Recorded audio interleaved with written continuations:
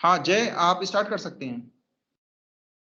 Okay, so good morning all of you.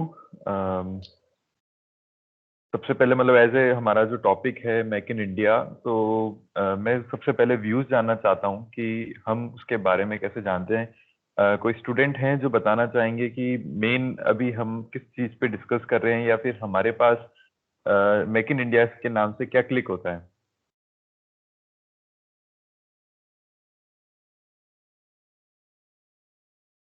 देखिए, ये जो मीटिंग है या जो हम डिस्कशन करना चाह रहे हैं उसको एंड टू एंड करेंगे। मतलब उसमें जरूरी है कि आपका इनपुट भी आए, ताकि बहुत अच्छी तरीके से मैं बता पाऊंगा, क्योंकि मैंने थ्योरेटिकल से ज्यादा प्रैक्टिकल पे ज्यादा वर्क किया है, तो डिस्कशन बहुत ज्यादा जरूरी है। और अब सबसे पहले जैसे मैं स्टार्ट करूं, तो आईटी इंडस्ट्री बहुत ज्यादा डेवलप हो रही है इंडिया में।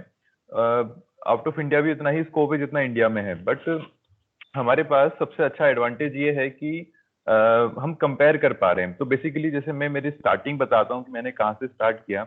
तो सबसे पहले मैंने अपनी आईटी कंपनी स्टार्ट करी। सबसे पहले अगर कॉलेज के अंदर हम आते हैं, तो सर जैसे हमारे साथ हमें गाइड करते थे, तो रोबोटिक्स के अंदर हमने रोबोटिक्स का ग्रुप स्टार्ट किया था कॉलेज के अंदर। स्टार्टिंग में हमारे मतलब सभी कॉलेज के अंदर एक ग्रुप बनना बहुत जरूरी है। तो हमारे कॉलेज के अंदर हमने एक रोबोटिक्स ग्रुप बनाया। उस रोबोटिक्स ग्रुप के अंदर हम काफी सारे पार्टिसिपेशन सर्टिफिकेट्स और कॉलेजेस में जाते थे जहाँ पे पार्टिसिपेट करते थे। बट मेन जो पार्ट था वो ये था कि डिस्कशन नहीं हो पाता था। बेसिकली जैसे आपने रोबोटिक्स इवेंट अगर देखे हो या इंटरनेट पे देखे हो, तो रोबोटिक्स में सिंपल बहुत ज्यादा कॉम्प्लिकेशंस नहीं होती है, लेकिन रोबोटिक्स वर्ड जो है वो बहुत बड़ा हाइप है उसका। लेकिन अगर हम देखें तो जो हम रोबोटिक्स करते थे वो बहुत ज्यादा बेसिक था। तो जब हमने पार्टिसिपेट करना स्टार्ट किया अदर कॉलेजेस में और अदर ग्रुप्स में हम इन्वॉल्व हुए, तो सबसे अच्छी चीज ये हमें पता चली डिस्कशन डिस्कशन में कि रोबोटिक्स बहुत बड़ा मार्केट है। तो हमने उससे स्टार्ट करते हुए रोबोटिक्स से शुरू किया। तो लास्ट जो हमारे कॉलेज के ईयर्स थे, second third year fourth year के अंदर हमने रोबोटिक्स का काफी सारा प्रोजेक्ट्स पे वर्क किया। उसके अलावा जो मेन चीज होती है पार्टिसिपेट करना, अलग अलग कॉलेज में वेरियस कॉलेजेस में हमने पार्टिसिपेट किया। बट जो हमने मेन चीज उसमें लर्निंग करी, उसमें सबसे ज्यादा चीजें ये थी कि आईटी मतलब आईओटी अगर आपने सुना हो, तो आईटी और इलेक्ट्रॉनिक्स का कॉम्बिनेशन है। आई थिंक कुछ स्टूडेंट आईओटी से रिलेट भी होंगे। तो हमने उस चीज के बारे में देखा, हमने वायरलेस रोबोट्स बनाए, हमने वायरलेस ह्यूमनॉइड रोबोट्स बनाए, हमने वायरलेस कम्युनिकेशन के साथ में होम ऑटोमेशन किया। तो हमारे जो 3 ईयर थे कॉलेज के, उस वो काफी सारे इनोवेटिव प्रोजेक्ट पे निकले। कुछ प्रोजेक्ट कंप्लीट हुए, कुछ प्रोजेक्ट नहीं हुए, लेकिन वो जो एक्सपीरियंस था वो बहुत ज्यादा हमें आगे एक्सप्लोर करने वाला था। जैसे हमारा कॉलेज कंप्लीट हुआ, उसके बाद हमने हमारी कंपनी स्टार्ट करी। उस कंपनी के अंदर सबसे मेन जो चीज थी हमारी, वो दो चीजें थी, आईटी और इलेक्ट्रॉनिक्स। आईटी और इलेक्ट्रॉनिक्स को कनेक्ट करने वाला जो पार्ट था वो बहुत कम कंपनीज में उस टाइम था। जो थी वो बहुत बड़ी कंपनीज थी। छोटे प्रोजेक्ट्स जो होते हैं उससे हमने स्टार्टिंग करी।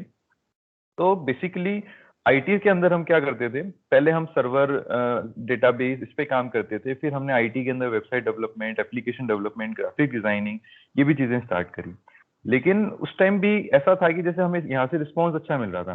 अब प्रॉब्लम क्या थी कि रिस्पॉन्स जहाँ से हमें अच्छा मिलता है वहीं पे हमारा ज्यादा फोकस भी हो जाता है, क्योंकि वहां से मनी फ्लो हो रहा है। लेकिन वहीं पर अगर अपन देखें तो रोबोटिक्स और आईटी को अगर हम मिला देते हैं तो वो इंटू टू हो जाता था। तो हमने उन दोनों को मिलाने की कोशिश करी। हमने होम ऑटोमेशन के प्रोडक्ट्स बनाए, हमने वाटर कंट्रोल सेंसर्स बनाए, हमने जो हमारे स्टेयर केस के अंदर सेंसर लग सकते हैं वो बनाए, और उसे आईओटी के थ्रू हमने कनेक्ट करा। तो बेसिकली मैं ये चीजें इसलिए बता पा रहा हूँ क्योंकि ये सब चीजें मुमकिन हो पाई डिस्कशन से। तो अगर आप लोग में से कोई भी कैंडिडेट ऐसा समझता है कि उन्हें इन फ्यूचर आईटी में जाना है या आईओटी में जाना है या रोबोटिक्स में जाना है, किसी भी सेंस में, तो वो एक बार अपनी साइड से बताएं कि उनके अपने क्या व्यू हैं। एनीवन है?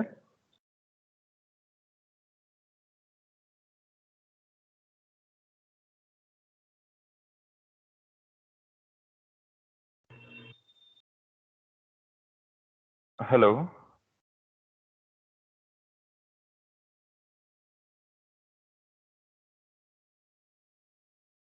ठीक है, आई थिंक थोड़ा सा हमें और फेमिलियर होना पड़ेगा, बट जो चीजें मैंने बताई वो रियलिस्टिक जब लगेगी जब आप उसे रिलेट करेंगे और जब आप उसमें कनेक्ट हो पाएंगे।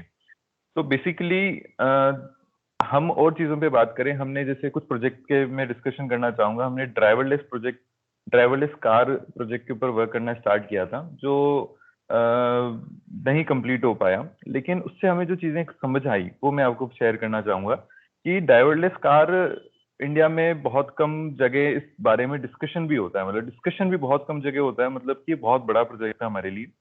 लेकिन इसके अंदर हमने इसका जो मैकेनिकल पार्ट था, वो जो जो एक पार्ट था जिसके अंदर ड्राइव होना है, वो कंप्लीट कर लिया था। बट सबसे बड़ा फेलियर हमारा इस साइड में ये रहा कि हम उसमें सर्टेन चीजें नहीं कर पाए, जैसे हम कैलिब्रेट नहीं कर पाए रोड्स को और इन सब चीजों को। अभी उस पर हम वर्क अभी भी कर रहे हैं। तो बेसिकली जो मैं आपसे ये डिस्कशन इसलिए कर रहा हूँ कि अगर आप कोई चीज स्टार्ट कर रहे हैं तो उसको जब तक कंप्लीट नहीं होता, या फिर एक बार उसमें हम फेल नहीं हो जाते हैं, जब तक उसको कंप्लीट छोड़िए मत। क्योंकि आईटी में जाएं या आप किसी भी फील्ड में जाएं, तो वो बहुत ज्यादा जरूरी है कि हम उन चीजों के ऊपर डिस्कशन करें, सब चीजों के ऊपर हम बात करें। और फेलियर होगा, नो डाउट, हमारा भी काफी टाइम तक फेलियर रहा काफी सारे प्रोजेक्ट्स में। लेकिन उससे बहुत ज्यादा आपको पुश मिलेगा कि नेक्स्ट जो प्रोजेक्ट होगा ना, उसमें आपकी इतनी अच्छी लर्निंग आ जाएगी जिससे आपको नो डाउट बहुत अच्छा बेनिफिट होगा। तो अगर आप इस तरीके से एकदम साइलेंट रहेंगे तो डिस्कशन जो है, आई थिंक बहुत ज्यादा अच्छे से नहीं हो पाएगा। कोई है जो अपने व्यूज बताना चाहता है?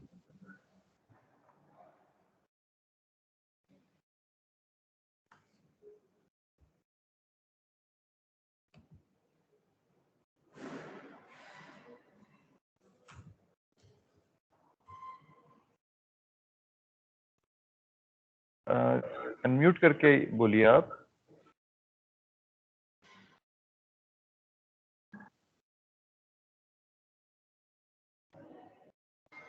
Hello sir. हाँ, आई थिंक जय, इनका शायद कनेक्टिविटी में थोड़ी प्रॉब्लम है, क्योंकि यहाँ पर नेट कनेक्टिविटी का थोड़ा इशू रहता है कभी कभी। ओके हाँ ओके, तो फिर हम इसी पे ही ऐसी चीजें डिस्कस करना चाहूंगा। बट अगर जैसे कुछ चीजें हो कि हाँ उनको क्लियरिटी में आ रही हैं, या फिर कुछ और क्वेश्चंस हो कि हम मेक इन इंडिया में कैसे काम करें, मैं अगर कुछ पॉलिसीज के बारे में बताऊं तो उसके ऊपर हम बात करें। जी सर, जी बिल्कुल। जी। तो मेक इन इंडिया में हमारे पास काफी गवर्नमेंट से रिलेटेड काफी अच्छी पॉलिसीज भी हैं, काफी अच्छी पॉलिसीज हमारे पास गवर्नमेंट अफिलिएट करती है। सबसे पहले अगर आपको कोई स्टार्टअप स्टार्ट करना है तो उसके लिए सबसे ज्यादा जरूरी है कि आपकी कंपनी जो है वो रजिस्टर्ड होना बहुत जरूरी है, क्योंकि गवर्नमेंट की साइड से विदाउट रजिस्ट्रेशन एज आप स्टूडेंट हैं ओनली, या फिर आप अभी ट्रायल ले रहे हैं, तो बेसिकली आपको कोई भी कंपनी रजिस्ट्रेशन करना सबसे मैंडेटरी होता है। उसके बाद में हमारा जो प्रोसेस दूसरा सेकंड स्टेप पे आता है, उसमें भी थोड़ा मैं एलिब्रेट कर देता हूँ कि जो हमारी कंपनी में हम रजिस्ट्रेशन करते हैं, वो रजिस्ट्रेशन भी प्राइवेट लिमिटेड में ज्यादा यूज किया जाता है। मतलब ज्यादातर लोग कई सारी फॉर्म्स होते हैं, मैं आपको वो भी बताता हूँ कि कई सारी कंपनी रजिस्ट्रेशन में कई सारी फॉर्म्स होती है, प्रोप्राइटर होता है, प्राइवेट लिमिटेड होता है, पार्टनरशिप होता है, एलएलपी होता है। तो बेसिकली गवर्नमेंट ऑफ इंडिया के अंदर, मेक इन इंडिया के अंदर जब हम सपोर्ट लेना चाहते हैं तो हमें सबसे पहली प्राइवेट लिमिटेड के अंदर हमें रजिस्टर्ड करना होता है। बट ऐसा जरूरी नहीं है कि आपको स्टार्ट हमेशा प्राइवेट लिमिटेड से ही करना है, आप प्रोपराइटर से भी कर सकते हैं। दोनों में डिफरेंस क्या होता है वो सबसे बड़ा टॉपिक रहता है, वो आई थिंक सीए या फिर अकाउंट साइड के लोग ज्यादा अच्छे से बता पाएंगे। जितना मुझे नॉलेज है मैं ये बता पाऊंगा कि private limited as a own आपकी एक कंपनी है जो खुद की आइडेंटिटी रखती है, और वहीं पे प्रोपराइटर होता है जो आप ही होते हैं। मतलब बेसिकली हमारी स्टार्टिंग प्रोपराइटर से हुई थी। मैं एज ए प्रोपराइटर था, मतलब मेरी ही आइडेंटिटी यूज करी जाएगी कंपनी के अंदर, तो हमने प्रोपराइटर से स्टार्ट किया था। उसके बाद में आपका ये होने के बाद में अब आपकी यूएसपी पे देखा जाता है कि आप किस फील्ड में काम कर रहे हैं। आप वेस्ट मैनेजमेंट पे कर रहे हैं, आप क्लीन एनर्जी पे कर रहे हैं, आप किस फील्ड में काम कर रहे हैं, तो उसके ऊपर देखा जाता है। तो जब आप स्टार्टअप इंडिया का पोर्टल खोलेंगे तो ये सारी फॉर्मेलिटीज वहां पर आएगी। तो सबसे पहले हमें जीएसटी नंबर लेना होता है, प्राइवेट लिमिटेड कंप्लीट करने के बाद में रजिस्ट्रेशन करने के बाद, सॉरी, तो उसके बाद में जो प्रोसेस आता है कि आप अगर किसी यूएसपी पे काम कर रहे हैं, आप ऐसी कोई चीज पे काम कर रहे हैं जो आप वो यूनिक है, तो आप उसका ट्रेडमार्क या कॉपीराइट ले सकते हैं। अगर वो आप लेते हैं तो उससे आपको ये बेनिफिट होता है कि आप जिस भी टेक्नोलॉजी पे काम कर रहे हैं वो टेक्नोलॉजी सिर्फ और सिर्फ आप ही के कॉपीराइट पे रहती है। उसमें भी एक टेन्योर टाइम रहता है, 10 ईयर्स 20 ईयर्स। तो उसके अंदर अगर कोई आपकी पेटेंट या आपकी टेक्नोलॉजी को कोई कॉपी करता है तो आप उसके ऊपर केस कर सकते हैं।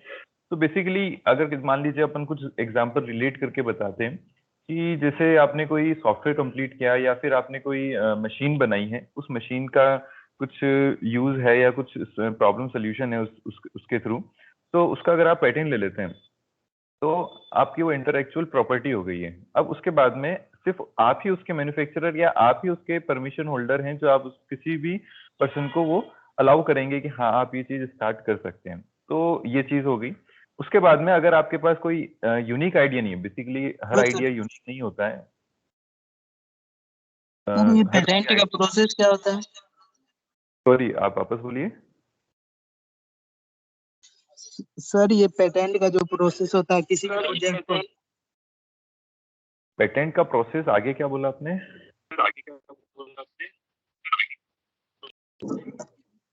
तो कोई भी अगर हम प्रोजेक्ट बना रहे हैं उसको अगर हम पेटेंट करवाना चाहते हैं तो उसका क्या प्रोसेस होता है?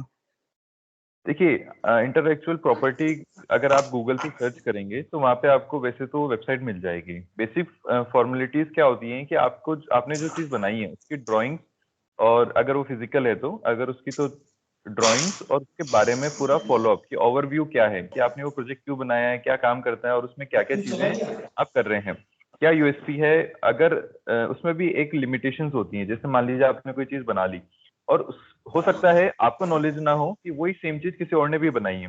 तो उस केस में क्या होता है कि आपका जो प्रोजेक्ट होता है या जो आपका जो एप्लीकेशन होता है वो 1 ईयर तक होल्ड रहता है। वो 1 ईयर तक जो भी इस फील्ड से रिलेटेड है उनसे चेक किया जाता है कि आपका इससे सिमिलर तो नहीं है। अगर सिमिलर होता है तो रिजेक्ट हो जाता है, और अगर सिमिलर नहीं है तो 1 ईयर के बाद में आपको एक सर्टिफिकेट और मिल जाता है। बाकी इसके अंदर कई सारी एजेंसीज हैं जो जो आपको बहुत ज्यादा अच्छे से नॉलेज भी दे पाएंगी। शायद कॉलेज की साइड से भी आपको कोई कनेक्टिविटी मिल पाए। बट ये इंटेलेक्चुअल प्रॉपर्टी का सिस्टम पूरा हमारा सीए और सीएसएस जो लोग होते हैं वो देखते हैं। तो बेसिकली उनसे ज्यादा अच्छे से आप नॉलेज ले पाएंगे। बट ये है कि मान लीजिए आपने ट्रैवलर्स कार या फिर कोई भी ऐसी ऐसी कोई चीज बना ली, और उसमें क्या होगा कि वो यूएसपी क्या है। अब जैसे वर्ल्ड वाइड एक ट्रेडमार्क होगा, एक सिर्फ इंडिया के अंदर आपने वो टेक्नोलॉजी बनाई है, तो ये कैटेगरीज हैं यहाँ पर। तो वो एक बार आपको और अच्छे से समझनी पड़ेगी। बट ये चीज आपको बनानी चाहिए। मतलब अगर आपके पास कोई ऐसा आइडिया है तो सबसे पहले उसको सर्च करा जाए। अब सर्च कैसे करेंगे? तो बेसिक है, वेबसाइट मिलती है आपको। उस वेबसाइट के अंदर जिस कैटेगरी में आपका प्रोजेक्ट आएगा उस कैटेगरी में जाएं, उससे रिलेटेड चीजें सर्च करें, तो कुछ आर्टिकल्स आपको मिल जाएंगे। अगर आपकी सेम प्रोजेक्ट से रिलेट कर रहे हैं तो आप उसके ऊपर टाइम वेस्ट मत करिए, क्योंकि आप अगर बना भी लेते हैं तो इन फ्यूचर अगर वो हिटअप भी हो गया तो उसके बाद भी आपका उस पर कोई कंट्रोल नहीं रहेगा। जिन्होंने फर्स्ट अप्लाई किया या जिनके पास वो सर्टिफिकेट है वही उसके ओनर बोले जाएंगे। अंडरस्टूड? Yes sir. ओके। तो यहाँ पे तो बहुत ज्यादा चीजें, जैसे हम हर चीज को ट्रेडमार्क नहीं ले पाते हैं, क्योंकि हमारे पास अगर कोई हम सर्विस सेगमेंट में जाना चाहते हैं या हम किसी के अंडर में कोई सब कंपनी स्टार्ट कर रहे हैं, तो उस केस में हमारे पास ट्रेडमार्क लेने की जरूरत नहीं है। बट अगर आप कोई मशीनरी से रिलेटेड कोई इनोवेटिव प्रोजेक्ट पे काम कर रहे हैं तो ये ट्रेडमार्क का पार्ट आता है। इसके बाद में हम प्रोसीड करते हैं। तो जो भी चीज अगर आप स्टार्ट कर रहे हैं, जैसे मान लीजिए किसी का वेबसाइट डेवलपमेंट में काफी इंटरेस्ट है या ग्राफिक डिजाइन में काफी इंटरेस्ट है, तो सबसे पहले अपनी जो कमांड है वो आप सबसे पहले बहुत अच्छे से कमांड करें अपने सॉफ्टवेयर पे। जनरली होता क्या है, जब हमारा भी स्टार्टिंग ऐसा ही था, तो मैं ऐसा नहीं है कि आपको बहुत ज्यादा सुपरविजन होके बता रहा हूँ कि नहीं हमने तो सबसे बेस्ट किया था। जब हमारा स्टार्ट था तो अभिषेक सर जानते होंगे कि हमने फोटोशॉप स्टार्ट किया था बेसिकली। तो हमने कॉलेज में क्या हुआ था कि इवेंट्स होते थे, काफी इवेंट्स होते थे। तो उसमें क्या करते थे कि जो भी इवेंट होते थे ना, उसके ग्राफिक्स बनाना, उसके बैनर्स के डिजाइन बनाना, हमने वहां से स्टार्ट किया था। तो फोटोशॉप हमें भी नहीं आता था, हमने कोई कोर्स नहीं किया था। और हमें ऐसा लगा भी नहीं था कि कोर्स की जरूरत है। हमने सिर्फ ऐसा सोचा था कि ठीक है थोड़े बहुत काम हो जाएंगे एज ए जैसे भी हम एक्सेल वगैरह सीखते हैं, तो फोटोशॉप हमने स्टार्ट किया। लेकिन उसमें इतना इंटरेस्टिंग, इतनी सारे टूल्स और इतनी सारी फ्रीडम हमें मिली ना, तो वो सीखते सीखते हमने टीचर्स से, जो हमारे कॉलेज में काम करते थे, जगदीश सर था उनका नाम, तो उनसे सीखते सीखते फिर हमने कुछ कोर्सेज भी कर लिए, हमने कुछ वीडियोस देखना स्टार्ट किए। तो अब हमें फोटोशॉप के बारे में काफी कुछ पता चल गया। तो बेसिकली अगर आपको किसी भी चीज में इंटरेस्ट आ रहा है ना, तो अपनी स्किल सेट को इतना अच्छा कर लो, फोटोशॉप है या कोई भी सॉफ्टवेयर हो। अगर आईटी में आप रिलेट करें, मैंने कंप्यूटर साइंस से बीटेक किया है, तो मैं उसके बारे में थोड़ा अच्छे से बता पाऊंगा कि अगर आपने कोई भी सॉफ्टवेयर में कमांड कर ली ना, सिंगल सॉफ्टवेयर भी आपकी एक पूरी कंपनी चला सकती है। तो फोटोशॉप हो या फिर आपके पास कोरल ड्रॉ हो या फिर इलस्ट्रेटर हो, कुछ भी हो डिजाइनिंग से रिलेटेड, उसके अलावा अगर आप डेवलपमेंट में जाना चाहते हैं, आपको कोई भी लैंग्वेज आती है, C++ की बात नहीं हो रही है यहाँ पे, क्योंकि वो आपके सिर्फ सिलेबस में है, ठीक है, वो बेसिक क्लियर करने के लिए। उसके बाद जो स्टेप आता है वो जावा है, आपका पाइथन है, नोड जेएस है, ये चीजें हैं। तो अभी से अगर आप इसको स्टार्ट कर देंगे, नोड जेएस के कुछ क्रैश कोर्सेज कर लेंगे, या फिर कोई आपका नोन है वो आपको ये चीजें बता पाता है, तो उससे क्या होगा कि जब आप मार्केट में स्टार्ट करेंगे, तो क्योंकि हर तरीके की रिक्वायरमेंट आती है, कोई ये बोलता होगा, आप में से कोई स्टूडेंट ये भी बोलता होगा कि मैं तो आईटी कंपनी स्टार्ट करूंगा। लेकिन आईटी कंपनी स्टार्ट करना वर्बली और प्रैक्टिकली बहुत ज्यादा डिफरेंस है। हमारे साथ क्या हुआ था कि हमने जब स्टार्ट किया, हमें फोटोशॉप आता था, हमें कुछ बेसिक लैंग्वेजेस आती थी वेबसाइट बनाने के लिए, हमें कुछ जैसे वर्डप्रेस है या ऐसे कुछ टूल्स आते थे। बट जब हम मार्केट में स्टार्ट करें, तो स्टार्टिंग में 2-3 मंथ्स तक तो हमें कोई प्रॉब्लम नहीं आई, हमें पास एक सफिशिएंट प्रोजेक्ट आना स्टार्ट हो गए।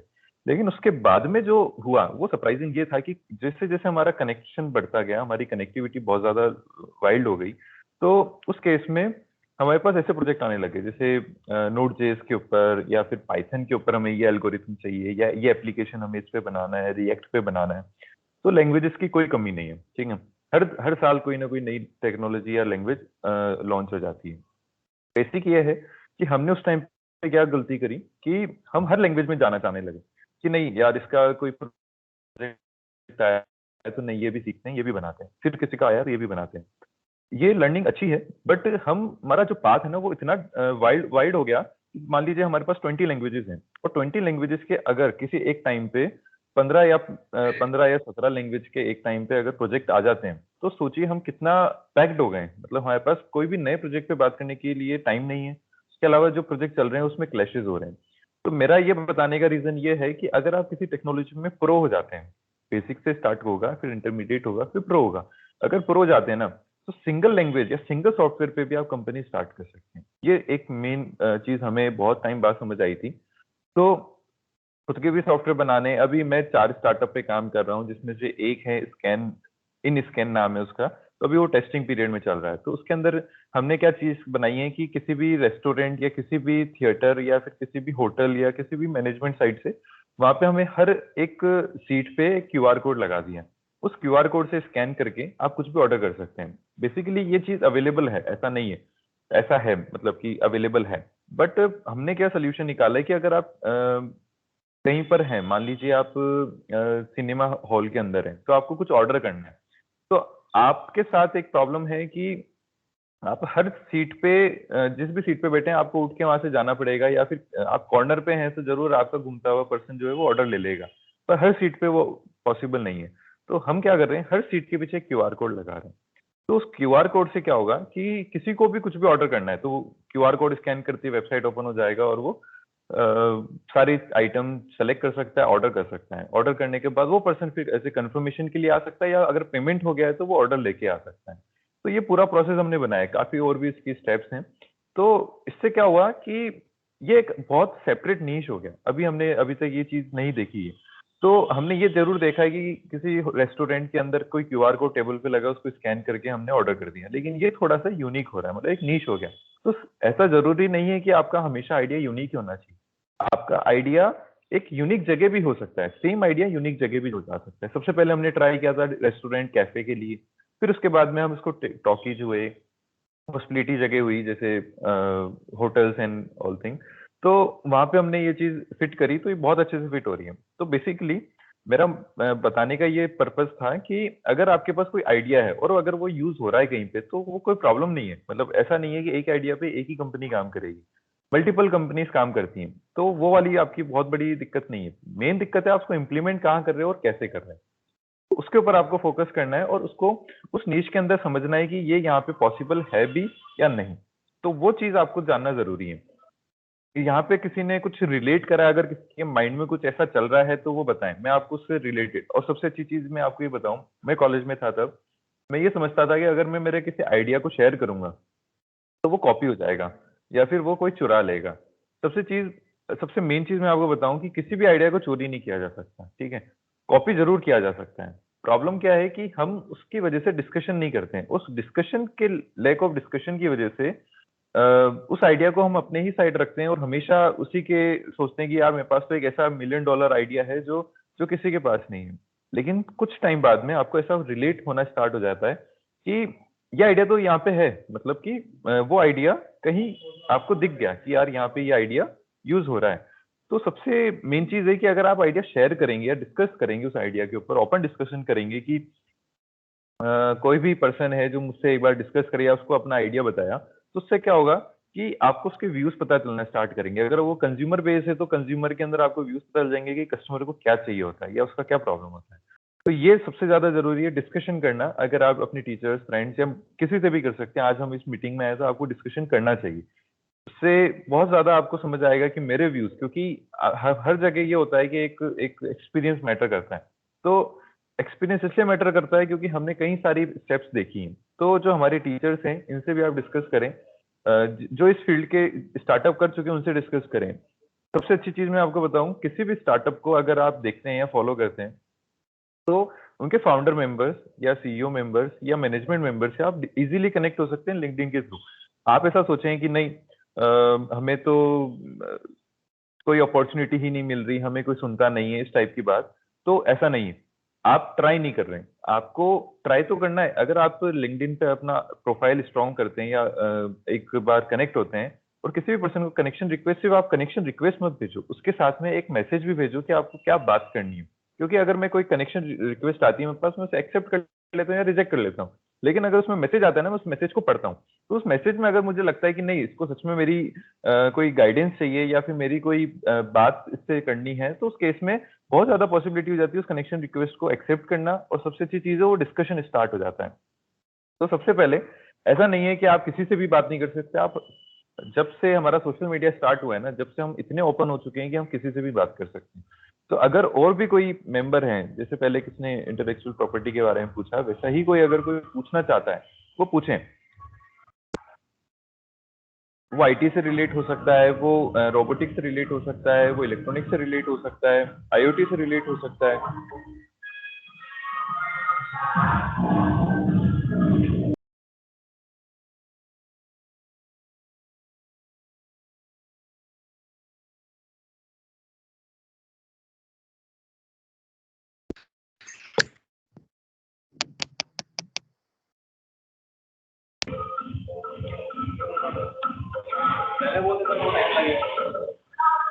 जी, तो अब हम सेकंड स्टेप पे आते हैं कि जब हमने कोई सर्विस सेगमेंट स्टार्ट कर लिया या फिर सर्विस सेगमेंट स्टार्ट कर लिया या कोई प्रोडक्ट को हमने डेवलप कर लिया, उसके बाद में हम नेक्स्ट स्टेप पे आते हैं। तो नेक्स्ट स्टेप हमारा आता है सर्विस सेगमेंट में कस्टमर को ढूंढना। सबसे बड़ा जो चैलेंज होता है वो यही होता है कि कस्टमर कैसे ढूंढे हम। तो कस्टमर को ढूंढने के और हमारे किसी भी स्टार्टअप के अंदर कोई भी एसोसिएट बनाने के सिंपल मेथड्स होते हैं, बट हम उसे बहुत ज्यादा कॉम्प्लिकेटेड कर देते हैं कि कस्टमर कैसे मिलेगा। उसके लिए हम होर्डिंग्स लगाएंगे, हम एड्स चलाएंगे, काफी सारी चीजें एक्स्ट्रा हम करते हैं। लेकिन अगर आप चाहें तो सिंगल चीज के अंदर भी आप स्टार्ट कर सकते हैं। अगर आपकी नीश है, अगर कोई टॉपिक, अगर अभी कोई डिस्कशन में कोई टॉपिक बताते तो हम उससे ही रिलेट करते। लेकिन मैं एज ए एक एक आइडिया पे आपको स्टार्ट कराता हूँ। तो सबसे पहले जैसे आपका जो एक आइडिया है वो है कि आप एज ए एक आपने डिवाइस बनाया, इलेक्ट्रॉनिक्स की बात करते हैं, आपने एक डिवाइस बनाया जो ऑटोमेटिक सेंसर है, स्टेयर्स, मतलब ऐसा समझें कि किसी भी हॉल है, बाथरूम्स हैं, स्टेयर्स हैं, कहीं पे भी अगर आप अपनी वॉकिंग करते हैं तो वहां पे ऑटोमेटिकली लाइट चल जाए। तो हमने हमारे मॉल्स में या कहीं पे हमने देखे होंगे कि हम जैसे ही उस गेट, कांच के गेट के पास में आते हैं तो ऑटोमेटिकली गेट ओपन हो जाता है। तो उसके पीछे जो मेथड है वो यही है कि वहाँ पे एक सेंसर लगा है। अब वो सेंसर कौन सा है? वो सेंसर पीआईआर सेंसर हो सकता है, वो सेंसर फोटोमेटिक सेंसर हो सकता है, वो सेंसर माइक्रोवेव सेंसर हो सकता है। तो वो ऐसे कैसा ओपन होता है? सबसे पहली चीज, किसी भी, जैसे हम अल्ट्रासोनिक सेंसर की बात करें तो इसमें काफी सेंसर्स होते हैं। अगर इलेक्ट्रॉनिक्स के, अभिषेक सर हमारे पास जो स्टूडेंट हैं वो इलेक्ट्रॉनिक्स के भी हैं क्या? सर सारे ही इलेक्ट्रॉनिक्स के हैं।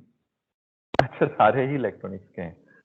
ओके, तो जी जी जी। मैं पहले आईटी से रिलेटेड आपको बता रहा था, तो आई थिंक कुछ लोगों ने रिलेट करा और कुछ ने नहीं। अब मैं इलेक्ट्रॉनिक्स के ऊपर थोड़ा सा अपना फीडबैक बताता हूँ या मेरा एक्सपीरियंस बताता हूँ। तो इस आइडिया पे हम डिस्कस करेंगे तो आपको फ्लो समझ आ जाएगा कि अब हमने कोई सेंसर डेवलप कर लिया, या फिर दो तरीके होते हैं किसी भी स्टार्टअप को स्टार्ट करने के लिए। अगर आपके पास वो टेक्नोलॉजी या नॉलेज है तो वो उससे आप स्टार्ट कर सकते हैं, उस सेंसर को खुद डेवलप कर सकते हैं। लेकिन डेवलपमेंट इतना इजी नहीं होता है। कॉलेज में किसी प्रोजेक्ट बनाने जैसा डेवलपमेंट नहीं होता है। उस डेवलपमेंट में आपको ध्यान रखना होता है उसको कितना कॉम्पैक्ट करना है, उसकी फिनिशिंग, उससे रिलेटेड और भी जो चीजें हमें ध्यान देनी है। अगर वो यूनिक है तो उसका ट्रेडमार्क लेना है और ऐसी चीजें। लेकिन अगर आप समझते हैं कि आपका आइडिया जो है वो मार्केट में अवेलेबल है, तो दो चीजों से अवेलेबल होता है। एक होता है लोकल मार्केट में अवेलेबल है, आपने उसको व्हाइट लेबल करके दे दिया। दूसरा होता है कि आपने सिर्फ इंटरनल पार्ट को व्हाइट लेबल किया, उसके ऊपर जो ब्रांडिंग है वो आपने अपनी बना ली। अब इस केस में क्या होता है, उस प्रोडक्ट की जो आपको गारंटी होती है या जो आप उसकी उसके पीछे की अगर चीजें समझें कि उसमें क्या क्वालिटी के कंपोनेंट्स यूज हुए हैं या क्या चीजें, तो आपको रिलेट हो पाएगा कि हाँ, ये प्रोडक्ट हमारे लिए सफिशिएंट है। तो सबसे पहले मैं एज अ सजेस्ट करूंगा कि आपको सबसे पहले खुद को ट्राई करना चाहिए एक बेसिक उस प्रोडक्ट को बनाने का। तो जैसे हमने एग्जांपल लिया, हमें एक लाइट सेंसर बनाना है माइक्रोवेव टेक्नोलॉजी या फिर पीआईआर के साथ।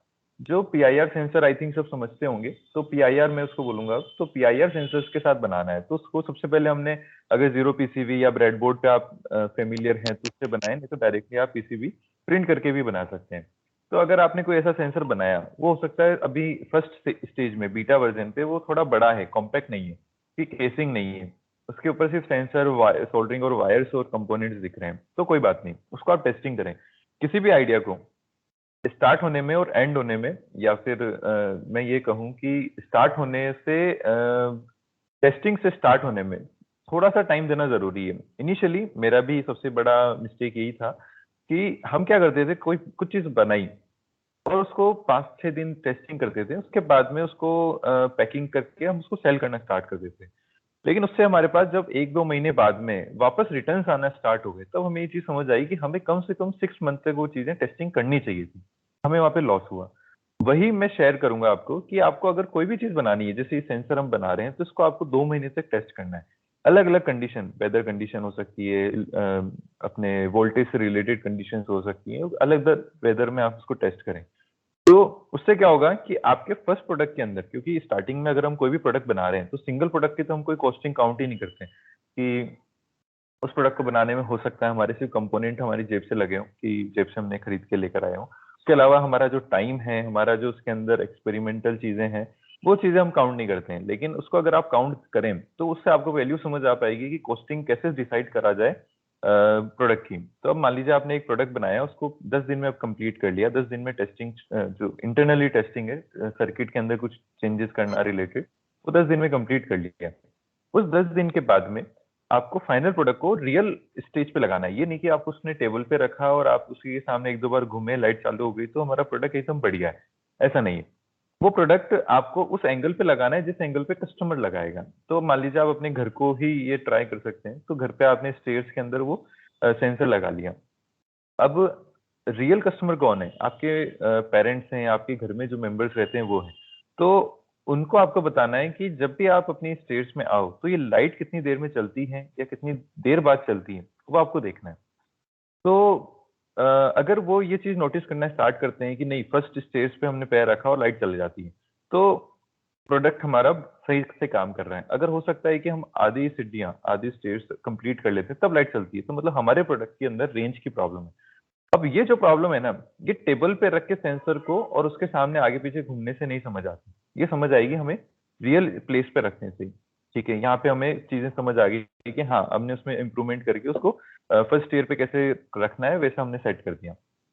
लेकिन हर घर की स्टेट्स अलग होती हैं, ये कंडीशन है। उस केस में आपको अलग अलग जगह पे जाके उसको टेस्टिंग करनी पड़ेगी। मिनिमम टू मिनिमम भी आप 5 से 7 स्टेज घर या फिर स्टेज पे टेस्टिंग करें। उससे सबसे अच्छी चीज ये होगी कि जब आप आपका प्रोडक्शन स्टार्ट करोगे, प्रोडक्शन का मतलब ये नहीं कि लाखों पीस बनाने, आप सबसे पहले 100 पीस बनाओ, 500 पीस बनाओ। वो पीस बनाओगे तो आपको चीजें समझ आ जाएगी कि इसमें क्या क्या यूज होता है। हमारा ही एज एक्सपीरियंस, हमारे ही स्टोरी का रिलेट करके बता रहा हूँ ये। तो हमने सबसे पहले 300 पीस बनाए थे। उस 300 पीस पे हमने उसके अच्छी अच्छी से पैकेजिंग वगैरह करके अच्छा बॉक्स बना के हमने सेल आउट करना स्टार्ट किया। लेकिन हमारे पास उसके बाद भी फीडबैक्स आए। प्रॉब्लम क्या हुआ कि जैसे मान लीजिए ट्रांसपोर्टेशन में हुआ या फिर हमने घर पे मतलब किसी को सेल कर दिया, शॉप को सेल कर दिया, उसने आगे सेल करना है तो गिर गया वो। अब गिरने के बाद में उसके अंदर जो कंपोनेंट थे, जब हमारा फर्स्ट प्रोडक्ट था हमने उसके अंदर चिपकाए थे कि हॉट ग्लू गन से चिपका दिया, यार इतना स्ट्रांग हो जाता है तो चल जाएगा अपना काम। लेकिन जैसे वो एक बार स्टेप पे गिरा और वो अंदर जो कंपोनेंट था या जो पीसीबी थी वो हिल गई और निकल गई, मतलब ग्लू गन से वो निकल गई हॉट ग्लू से। तो वो रिप्लेसमेंट आना स्टार्ट हो गया। तब हमें चीजें समझ आई कि हमारा जो बॉक्स है, सिर्फ इलेक्ट्रॉनिक्स में कंपोनेंट को ही डिजाइन करना सब कुछ नहीं है, हमारा जो बॉक्स है वो उसके लिए कितना फ्रेंडली है वो भी देखना जरूरी। तो हमने फिर एक नया बॉक्स डिजाइन किया, उसके अंदर चीजें सेट करी। अब प्रॉब्लम क्या हुई कि जब हमने फर्स्ट बॉक्स देखा था, वो एक सिंपल सा बॉक्स ले आए थे, मतलब कि होलसेल मार्केट से ले आए थे। तो उसमें हमने सारी चीजें फिट कर दी थी, तो हमें लगा था ये सही हो जाएगा, तो हमने एक एक सैंपल लेके आया, उसमें फिट कर लिया। लेकिन जब हमने चीजें देखी तो 300 बॉक्सेस में से हमारे लगभग 110 बॉक्सेस रिटर्न आ गए थे। क्यों? क्योंकि उसके अंदर कुछ ना कुछ रिप्लेसमेंट हो गया या फिर जो भी चीजें थी वो हिल गई या टूट गई। तो हमारा जो नेक्स्ट बॉक्स हमने बनाया, उस बॉक्स के अंदर हमने सबसे स्पेशली ये चीज ध्यान रखी कि हमारा कंपोनेंट बहुत अच्छा है, हमारा इंटरनल पार्ट बहुत अच्छा है। प्रॉब्लम क्या है? आउटर पार्ट से। तो हमने उस आउटर पार्ट को भी स्ट्रॉन्ग करा। उसके अंदर हमने हर एक कंपोनेंट को सेट करने की एक जगह बनाई। तो उससे क्या हुआ कि हमारा रिप्लेसमेंट जो 300 में से 110 था, वो नेक्स्ट टाइम हमने फिर 500 पीसेस बनाए थे, ज्यादा नहीं बनाए। लेकिन 500 पीसेस में हमें पता चल गया कि इसमें सिर्फ 2% रिप्लेसमेंट आ रहा है, बहुत कम हो गया। तो अगर आपका प्रोडक्ट, ये स्टोरी का मेन चीज बताने का रीजन इतना डीपली, आपका प्रोडक्ट का इंटरनल ही कुछ नहीं है। अगर आप इलेक्ट्रॉनिक्स में ना, तो आपने हर चीज रिलेट करी होगी। तो इंटरनल प्रोडक्ट बनाने से कुछ नहीं होगा, लेकिन स्टार्ट वहीं से होगा। तो आपको बॉक्स के ऊपर भी ध्यान देना है। अगर आपने मान लीजिए आपने पीसीबी डिजाइन वगैरह सब कुछ कर लिया, सब अच्छे से हो गया, आपको कोडिंग कर लिया आपने, उसमें हर चीज डाल दी कंट्रोलर में वगैरह में, बट आपको फिर ऑटो कैड भी सीखना पड़ेगा। किसके लिए? बॉक्स बनाने के लिए। अगर आप इसके लिए हायर करते हैं तो उसकी कॉस्ट भी कैलकुलेट करनी पड़ेगी। तो बेसिकली ये चीजें मैटर करती हैं। फिर यहाँ पे अब सेकंड स्टेज पे आते हैं, मार्केटिंग। ये हमारा डेवलपमेंट था। अब मार्केटिंग में बहुत सारे चैलेंजेस हैं। मार्केटिंग में अगर आपने कोई प्रोडक्ट बनाया है, उस प्रोडक्ट के अंदर पहले मार्केट में क्या डिमांड है, या मार्केट में ऐसा इससे रिलेटेड कोई प्रोडक्ट है तो वो कितने में सेल हो रहा है, ये चीज भी बहुत ज्यादा मैटर करती है। अगर आप सोचें कि नहीं, मैंने तो इतनी अच्छी क्वालिटी का प्रोडक्ट लगाया, इतना अच्छा स्टिकर लगाया, इतना अच्छा इसका पोस्ट बनाते हैं सोशल मीडिया पे, उससे कोई फर्क नहीं पड़ता है। कंज्यूमर जो है वो सिर्फ और सिर्फ देखता है रेट, ठीक है, या फिर ट्रस्ट देखता है शॉपकीपर का। अगर शॉपकीपर उसको बोलेगा, अगर कोई प्रोडक्ट 1000 का है और एक कोई प्रोडक्ट 1200, तो शॉपकीपर जो बोलेगा वो बोलेगा। तो ये चीज आपको समझना जरूरी है कि आप कितना भी अच्छा प्रोडक्ट बनाएंगे या नहीं बनाएंगे, बेचने वाला है शॉपकीपर। इसलिए हमें उसको 30-40% मार्जिन देना पड़ता है कि तू हमारा प्रोडक्ट बेच। तो ये चीजें जो है ना, ये आपको रियल एक्सपीरियंस जब ही होगा जब आप इसको स्टार्ट करेंगे। तो मेक इन इंडिया जो हम जिस पे हम बात कर रहे हैं, तो उसका यही सब है। मतलब मेक इन इंडिया वर्ड बहुत बड़ा है अगर आप देखें तो, लेकिन अगर आप छोटी सी चीजें भी स्टार्ट करें ना, तो आप अपना खुद का प्रोडक्ट या सॉफ्टवेयर भी बना सकते हैं। तो मेरी कोशिश यही है आपको बताने की। हाँ, शक्ति कुछ बात कर रहे हैं?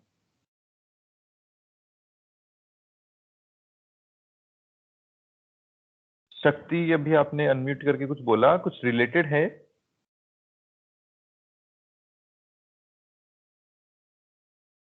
चलिए, तो बेसिकली हम सब चीजों का ओवरव्यू देखें तो अगर आपको कुछ भी किसी भी तरीके का डिस्कशन में इंटरेस्ट आया, या फिर आपको ऐसा लगा कि नहीं ये चीज कुछ रिलेट करी, या आपको कोई स्टार्टअप के अंदर लग रहा है कि हमें कुछ प्रॉब्लम आ सकती है, तो उस केस में आपको मैं ओपन हूँ लिंक्डइन के थ्रू आपके साथ में। उसके अलावा आपको एक बार स्टार्ट करना चाहिए। तो हम वाइंड अप करेंगे इसी पे कि आपको कुछ भी अगर स्टार्ट करना है, वो हो सकता है कंपनी रजिस्ट्रेशन से। कंपनी रजिस्ट्रेशन तो वैसे सेकंड थर्ड लेयर पे आती है, पहली लेयर तो हमारी सबसे मेन है, वो आइडिया स्टेज है।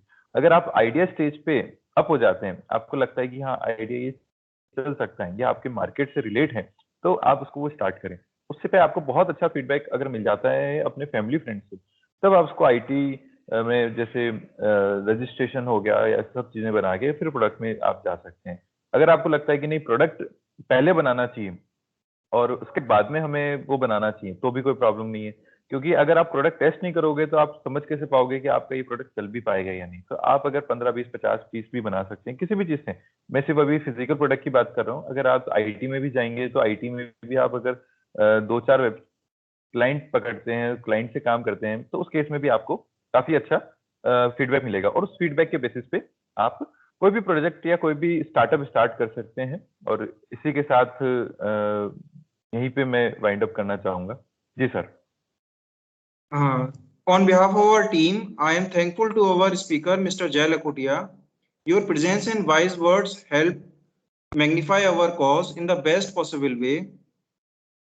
Last but not the least, I am thankful to Professor Dr. S.S. Tyagi sir, Director of Engineering, Professor Dr. Sanjay Pachori sir, IIC President, Professor Dr. Seema Nayak ma'am, HOD of ECE Department, and Coordinator Ms. Zaiba Israt ma'am to organizing this event.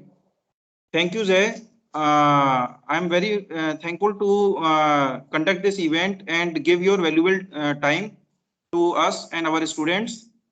Thank you. Thank you sir, welcome. Okay, thank you. बिल्कुल। Thank you so much.